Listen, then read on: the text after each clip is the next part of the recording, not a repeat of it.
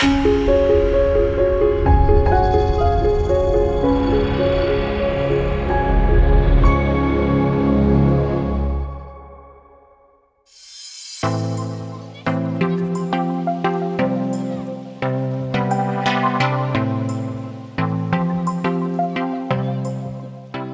back to part 2.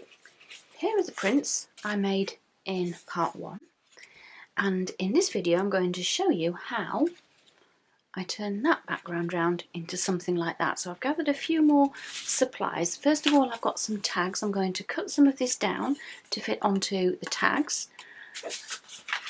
I've also got some cards just to make a greetings card with a matching piece of cream card to go on the top. But to finish off these backgrounds,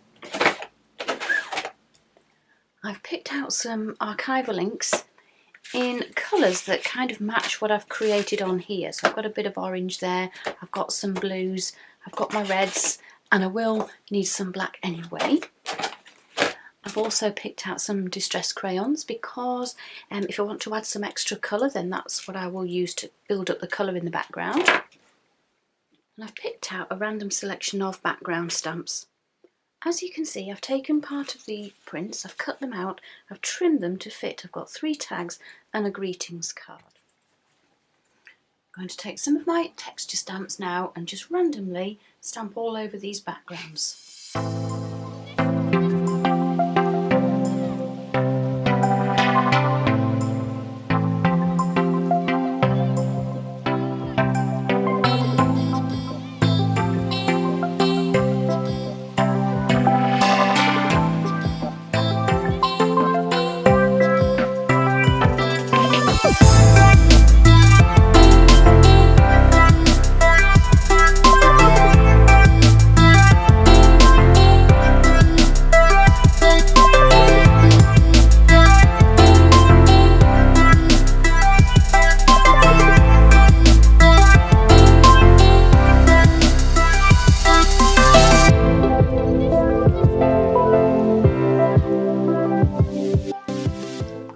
White pen now to do a little bit of doodling around some of the stenciling that I did right back in the first video, and then I'll add some extra colour.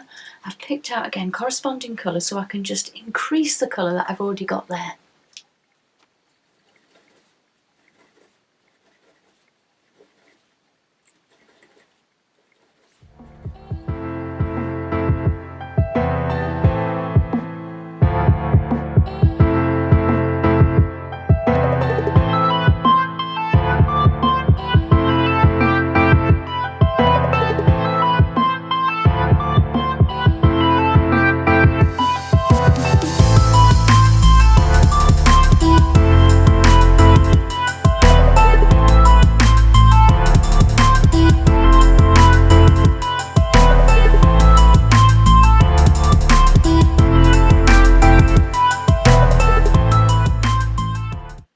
Steps now on the backgrounds.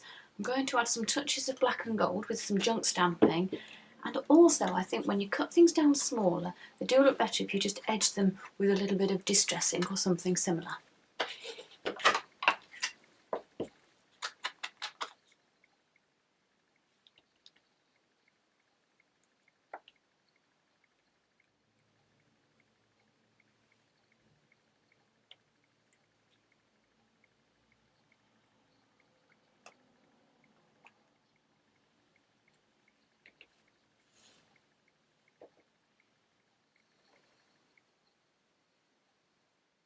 To add my feature B, I'm going to stamp it onto the offcuts that are left.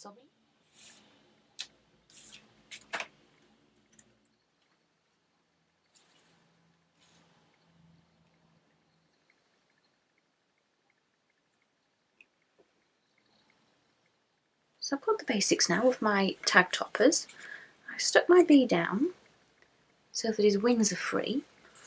All I'm going to do now is add some stitching around the edges, which stitching is always optional, but I always like the look of it, and I'll probably add a little bit of stickles to the bee.